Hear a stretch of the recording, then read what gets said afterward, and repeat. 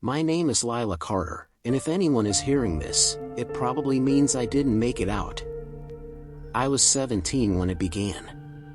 17 when Allentown started emptying itself, one familiar face at a time. At first, no one noticed. People vanish in small towns all the time, don't they?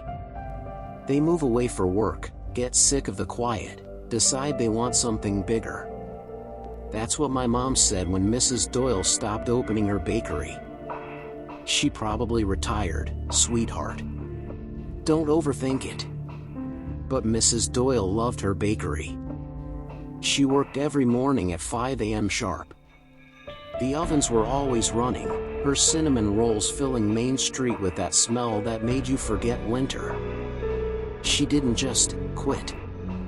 Then the police station went quiet.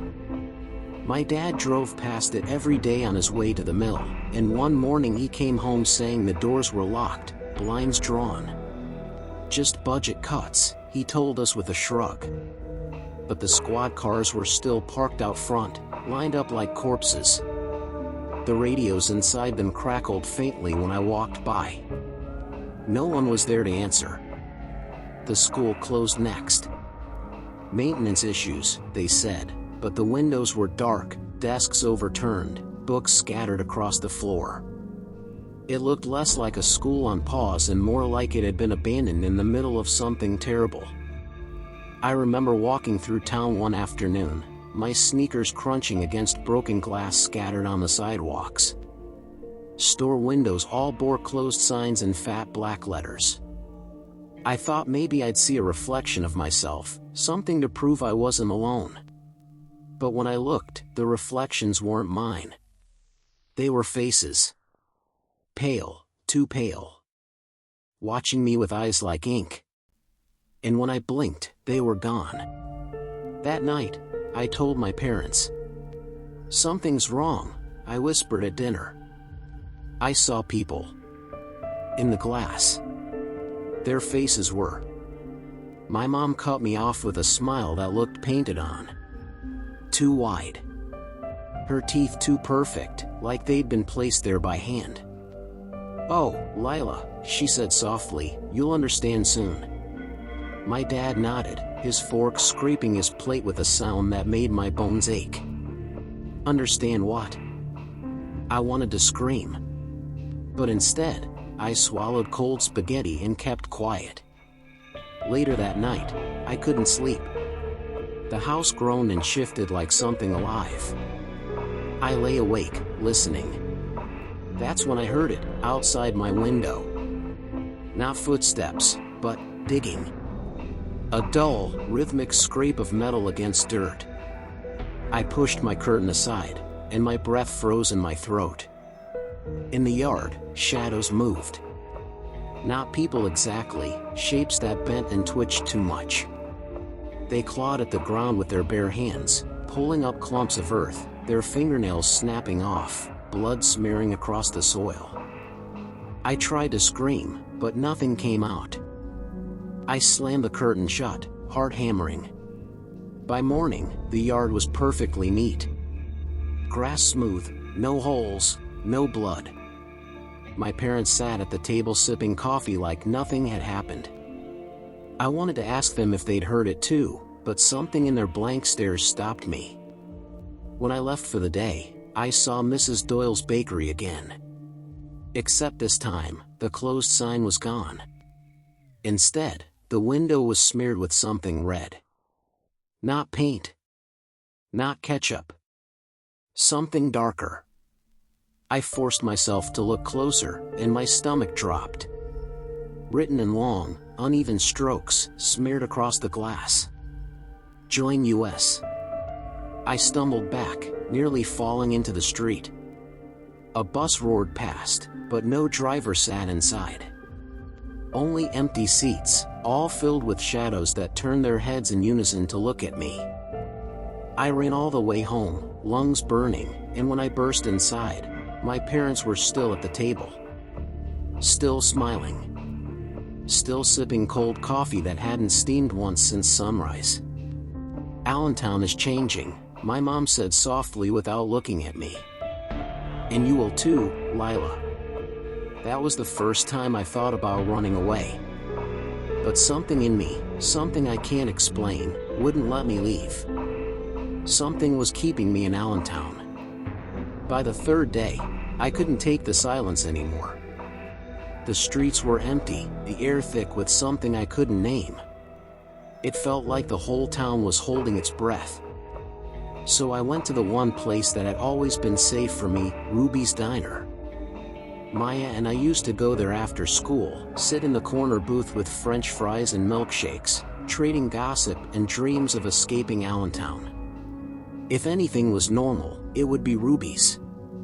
The bell above the door jingled when I pushed it open. The smell of grease and coffee hit me, familiar enough that for a second, I almost convinced myself everything was fine. People sat in their usual spots, the truckers at the counter, the old couple in the back, Maya and our booth. But something was wrong. The sound died the moment I stepped inside. Forks froze midair. A laugh cut off halfway. Every eye in that diner turned toward me. Too fast. Too sharp. I swallowed hard and forced myself toward Maya. She smiled when she saw me, but it wasn't her smile.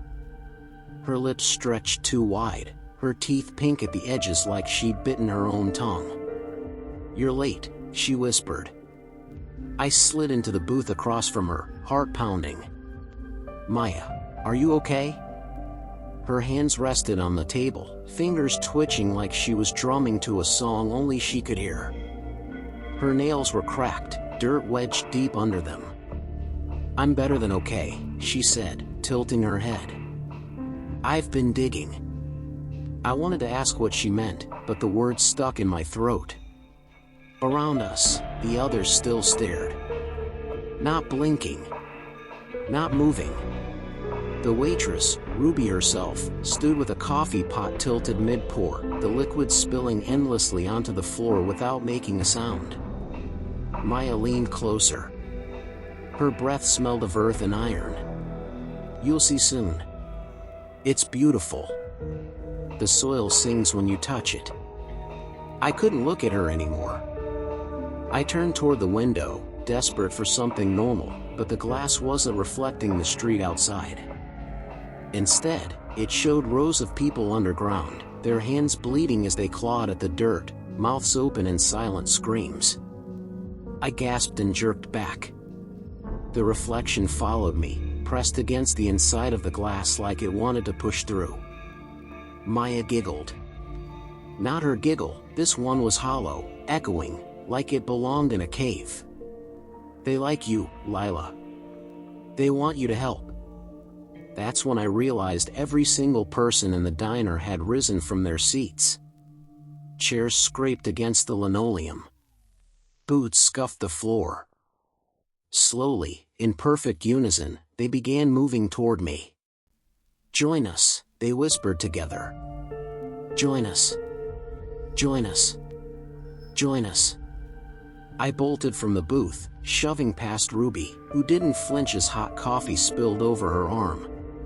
She didn't scream. Didn't even blink. She just kept smiling, teeth too white, lips stretched too thin. The bell over the door rang once as I shoved it open, the cold air outside hitting me like a slap. I sprinted down the street, footsteps pounding behind me. Dozens of them. Heavy, relentless. The whispers followed, crawling into my ears, my skull. "Join us, Lila. Join us in the dirt. It's waiting. It's rising." I ducked into an alley, chest heaving, back pressed against the brick. The footsteps passed, fading like they'd never been there at all. But the whispers remained. I pulled out my phone, hands shaking, and dialed Maya's number. I don't know why, maybe I thought if I heard her real voice, I'd know she was still my friend. The call connected. Her voice came through instantly. "You're late," she whispered again. I froze. She was still inside the diner. But her voice was also on the phone. and both versions of her were laughing. The line went dead. I threw the phone against the wall, shattering it. My ears rang. The world spun. And for the first time, I understood there was no safe place left in Allentown. But I couldn't leave. Not yet. Because something in the back of my mind whispered that the answers were waiting for me. Waiting, underground. I didn't sleep that night. Every time I closed my eyes, I saw Maya's too-wide smile, the reflection of bleeding hands in the diner window, the way the townsfolk whispered like they all shared one throat. But what I couldn't shake most was the sound. Underneath everything else, the ringing in my ears, my heartbeat, the silence of my empty house, there was something deeper. A low, rhythmic scrape. Like shovels against stone. Like nails clawing through dirt. Digging. Always digging. By dawn, I couldn't ignore it anymore. My legs moved on their own, carrying me past shuttered stores and silent houses until I reached the edge of town. The coal mine loomed ahead, its entrance a black mouth ringed with broken beams and rusted machinery. A danger, keep out sign hung crooked, one corner swinging in the wind. The sound was louder here. Closer. It pulsed with the earth, matching the thud of my own heart. I should have turned back. Every part of me screamed to. But something stronger pulled me forward, like invisible hands on my shoulders. The moment I stepped inside, the air changed. Thick. Damp. Every breath tasted of metal and rot. Water dripped somewhere far below, echoing like a clock counting down. My flashlight beam cut through the dark, landing on jagged walls, old rails, abandoned carts. And then I heard them. Voices. Dozens at first, then hundreds, rising in a chant that seemed to seep from the stone itself. Rising, rising, rising. The tunnel sloped downward, the air growing hotter, heavier. My sneakers crunched over coal dust and bones that I prayed were animal. But when I looked closer, I saw fingernails embedded in the dirt. Human. The chanting grew louder as I reached a wide chamber. My breath caught. They were here. Dozens of townsfolk, their faces slack, their eyes black voids, knelt on the ground clawing at the soil with bare hands. Blood streaked their arms up to the elbows. Fingernails ripped away, skin shredded. Yet they kept digging, deeper and deeper, their lips moving in time with the chant. Rising, rising, rising. I pressed myself against the wall, my flashlight trembling in my hand. I wanted to run, but I couldn't tear my eyes away from the pit they were digging. The earth wasn't earth anymore. It glowed faintly, pulsing like a heartbeat, the dirt slick and black as tar. And then I saw it. Something moved beneath the soil. At first it was subtle, just a ripple, like something huge shifting under the surface.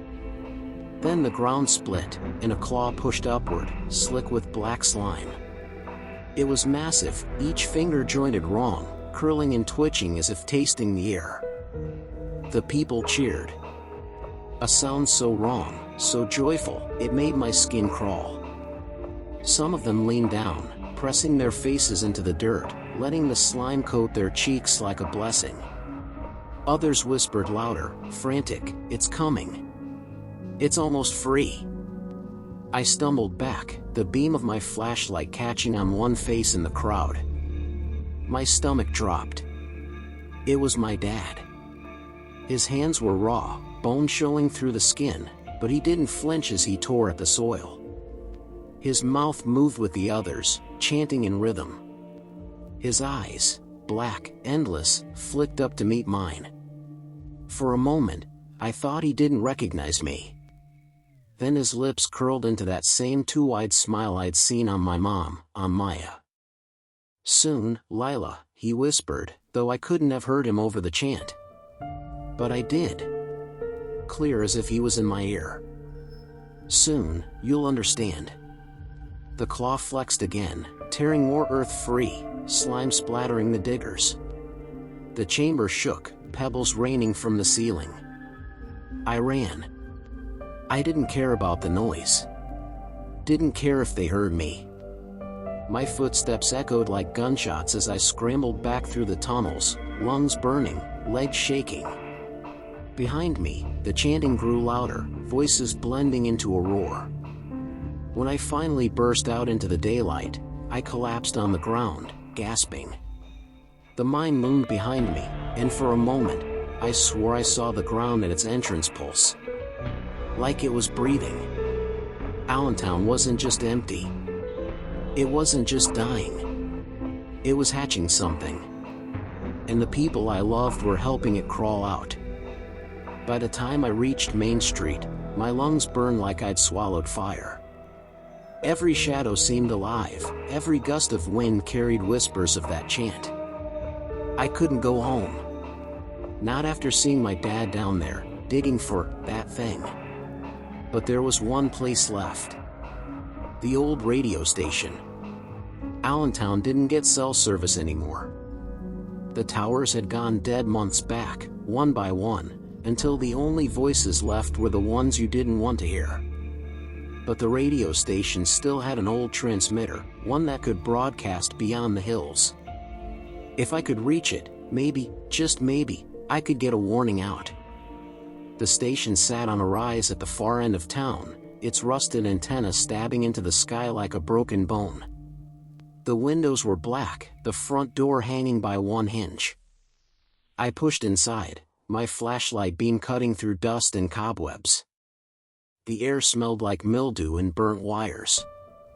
Equipment lined the walls, switchboards, tangled cords, microphones covered in dust. I stumbled toward the main console, my hands shaking as I flipped switches, praying the power still worked. For a long, suffocating moment, nothing happened. Then, with a groan, the old system hummed to life. The on-air sign flickered red.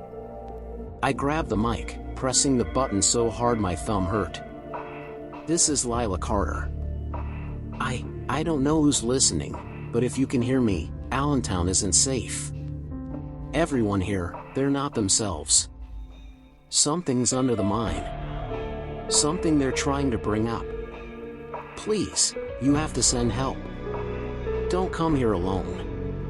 Whatever you do." Static ripped through the signal.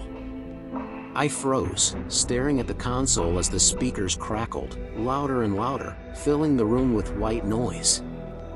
Then, buried beneath it, I heard it, the chant. Rising, rising, rising. "No," I whispered, twisting the dials, slamming buttons. But it didn't matter. The chant wasn't coming from the mine anymore. It was inside the broadcast. And then, a voice cut through. Not human. Not fully. "Hello, Lila." Every muscle in my body locked. The voice was wet, slurred, like words bubbling up through water. But it knew my name. "You don't need to run anymore. You've already been chosen." I dropped the mic, stumbling back, my heartbeat thundering in my ears. The on-air sign glowed brighter, bleeding red light across the room until it seemed to pulse like flesh. The speakers groaned again, and suddenly, other voices joined. Familiar ones. My mom's laughter. Maya's sing-song whisper. My dad's low murmur. All of them layered together, chanting in unison. "Come home, Lila. Come home. Come home." The walls shook, dust sifting down from the ceiling. The equipment sparked, wires hissing like snakes. I covered my ears, but it didn't matter. The voices weren't in the speakers anymore. They were in my head, crawling under my skull. I screamed and yanked the main power lever. The room went dark. Silence swallowed everything. For a moment, I thought it had worked. I thought I'd cut them off. But then I realized the silence wasn't silence. It was breathing. Slow. Heavy. Coming from the hallway behind me. I turned, flashlight trembling in my grip. The beam landed on the far doorway, and there she was. Maya. She stood in the shadows, her dress streaked with dirt, her eyes black voids reflecting the light back at me. Her smile stretched too wide, teeth too sharp. "You're too late, Lila," she said, her voice layered, like a dozen people speaking at once. "It's already listening. And it likes you." I stumbled backward, my legs hitting the console. Sparks flew as my flashlight flickered. For a second, the whole room was swallowed in black. When the beam came back, the doorway was empty. But the on-air sign was glowing again. Only this time, it wasn't words. The red glow had twisted, reshaped itself into something else. A symbol. A circle with claws. I didn't wait to see what came next. I bolted from the station, my ears ringing, my brain still echoing with their voices. But even as I ran, I knew the truth. I hadn't sent out a warning. I'd sent out an invitation. By the time I stumbled out of the radio station, the night air felt wrong. Heavy. As if the sky itself had sunk lower, pressing against the rooftops, suffocating the whole town. The streets of Allentown were no longer empty. Shapes moved in the distance, too many, too quiet. They weren't walking. They glided, their bodies jerking only when the streetlights flickered overhead. Every time the bulbs buzzed, I saw their faces. Familiar. Neighbors. Classmates. Friends. But stretched, their eyes black pits, their mouths whispering the same word over and over. Rising, rising, rising. I ran. I don't remember where I was going. Maybe part of me still thought I could escape. But the truth was already settling into my bones. I wasn't leaving Allentown. Not alive. I cut through alleys, sprinted past the shuttered grocery store, the playground where I'd learned to ride a bike. Every landmark of my childhood now felt like a tombstone. And everywhere, the voices followed. Not shouted. Not screamed. Just whispered. Soft, steady, patient.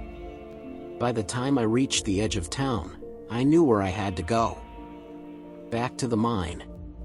The place where it started. The place where it wanted me.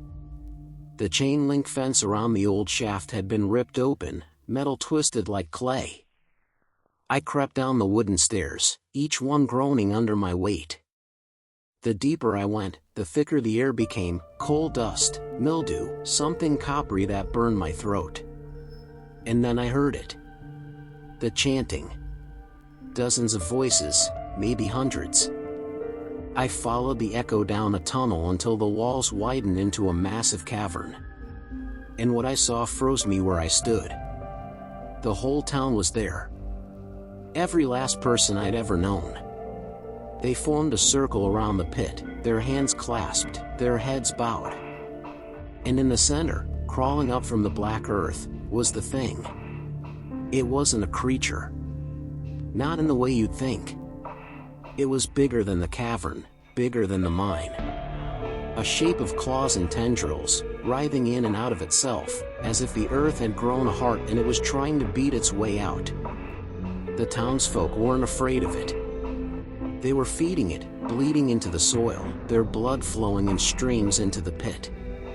I staggered backward, choking on bile. That's when I saw her. Maya. She wasn't standing in the circle. She was in the pit, half buried in the soil, her body sinking and rising with each pulse of the monster beneath. Her eyes locked on mine, her mouth curling into that too wide smile. Lila, she called. Her voice carried over the chants, sharp as a knife. It's waiting for you. The crowd turned their heads in unison. hundreds of black eyes staring straight at me.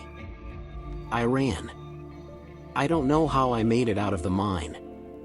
My legs barely worked, my vision swam with shadows, but somehow I reached the surface. I collapsed near the entrance, gasping, my clothes soaked in sweat and dust. That's when I realized I was still holding the radio mic. I don't remember grabbing it. I don't even remember bringing it out of the station. But there it was, wires trailing, its red light glowing faintly. And through it, I heard my own voice. "This is Lila Carter. If you can hear me, it's too late. Don't come here. Don't." The message repeated, looping endlessly, only each time it played back, my voice sounded less human. By the fifth loop, it was wet and guttural, echoing the chant beneath the mine. By the 10th, it wasn't me at all. It was Maya. "Come home, Lila. Come home." I dropped the mic like it had burned me. It clattered against the rocks, still glowing. Still speaking. And then I realized the horror of it. The broadcast wasn't contained in the station anymore. It was everywhere. Every car radio, every static-filled TV channel, every dead phone line. The whole world could hear it now. And they were answering. In the distance, beyond Allentown, I heard sirens. Dozens at first, then hundreds. They weren't coming to save us. They were being called. Drawn in like moths to a flame. I looked back toward the mine, and for the first time, I saw the ground move.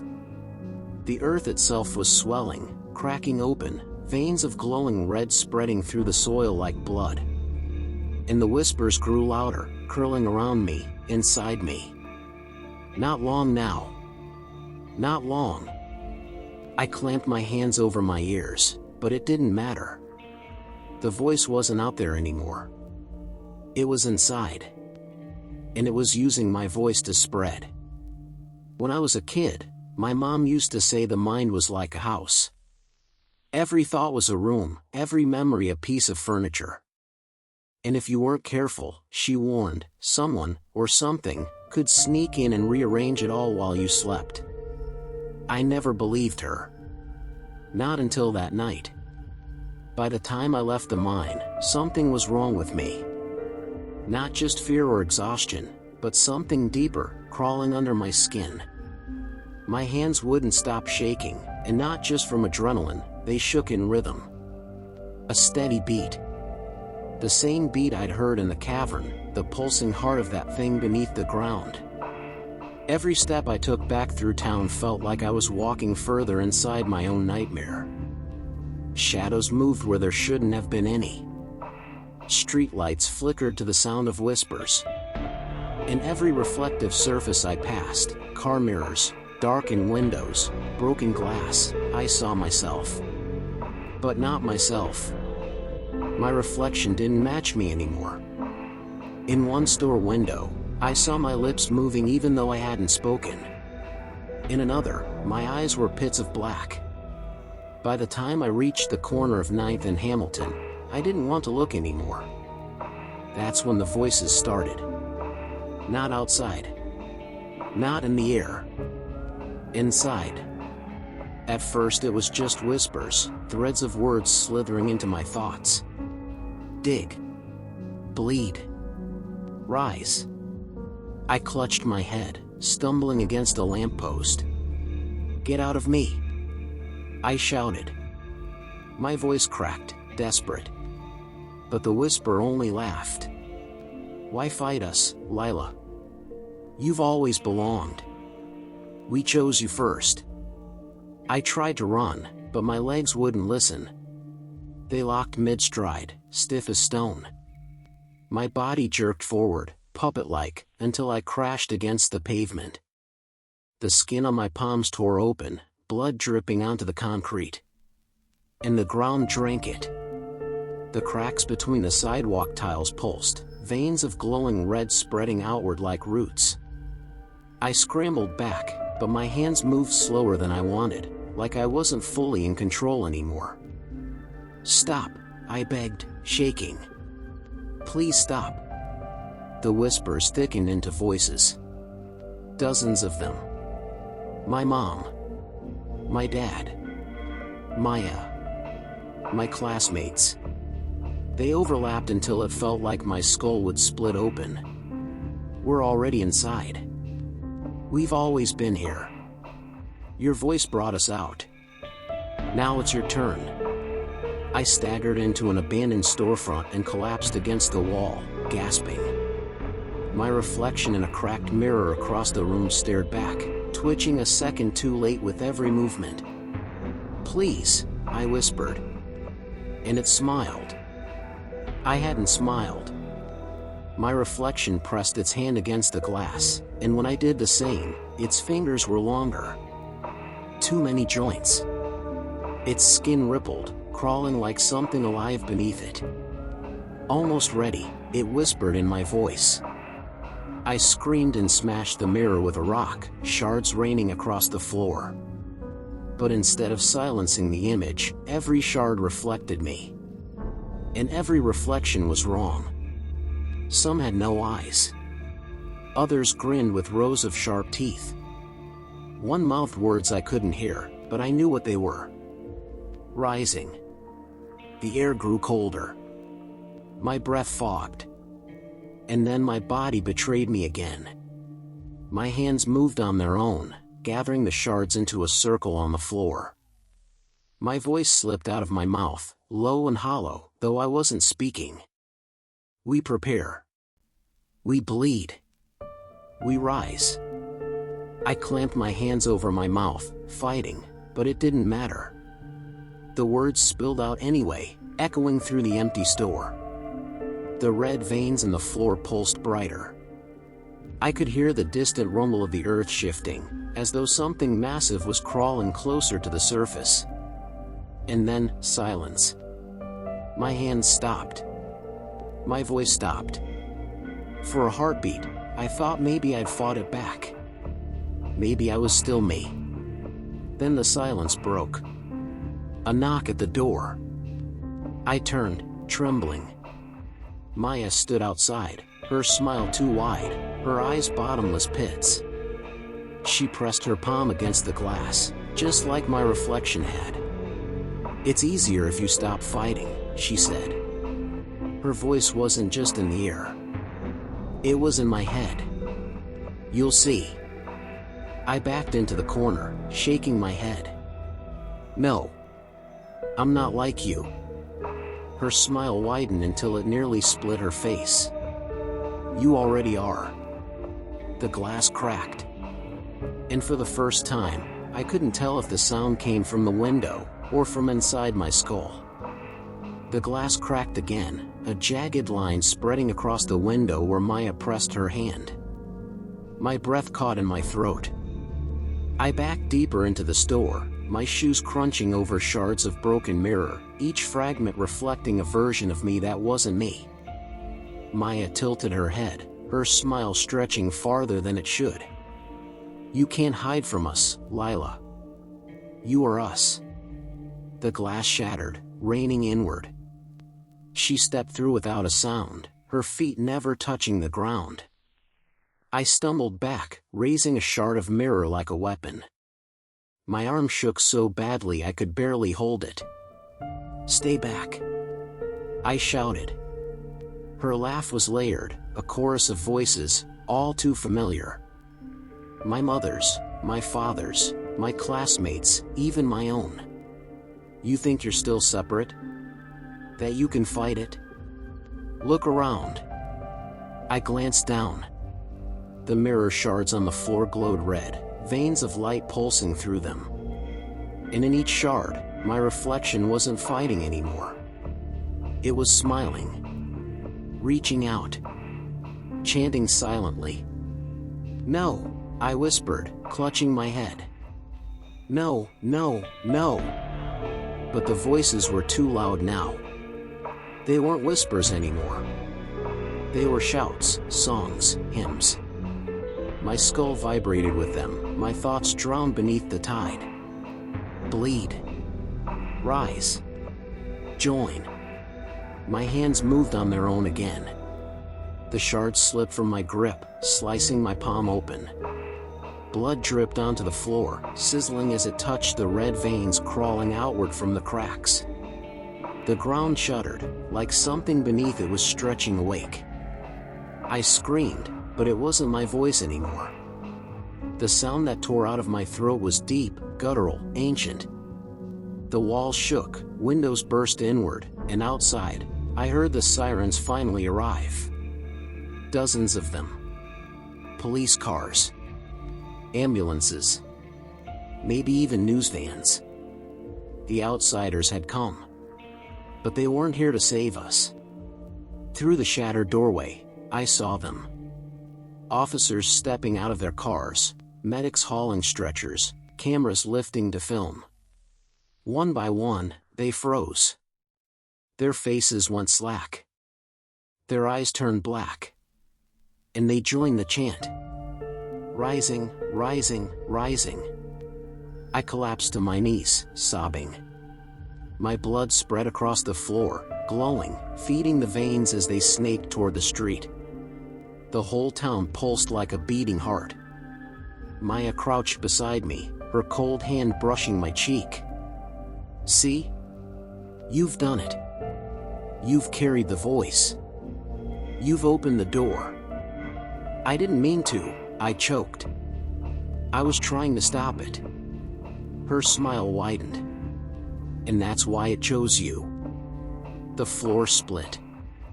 A crack raced through the store, widening into a jagged maw of glowing earth. The heat seared my skin, the smell of sulfur and rot filling the air. From the pit below, claws reached upward. Not one. Not two. Dozens. They curled around the edges of the crack, pulling something massive into the world. I tried to crawl back, but my body wouldn't listen. My arms shook, then went still. My legs locked. My head tilted against my will, turning to face the pit. And my mouth opened. The chant poured out of me in perfect unison with the crowd outside. My voice was theirs now. Bleed. Rise. Join. The creature began to emerge. Its form was shifting, impossible to focus on, claws, tendrils, 1,000 eyes blinking open all at once. The earth convulsed as it dragged itself into the world. And I realized the truth. I was never meant to stop it. I was meant to spread it. The radio. The broadcast. The repeating message in my voice. It wasn't a warning, it was a seed. And now, it had taken root in everyone who heard it. Allentown wasn't the beginning. It was the microphone. The last thing I saw before the darkness swallowed me was Maya's face, inches from mine, her smile splitting her skin wide open to reveal rows of teeth that never ended. "Welcome home," she whispered. And then the world rose.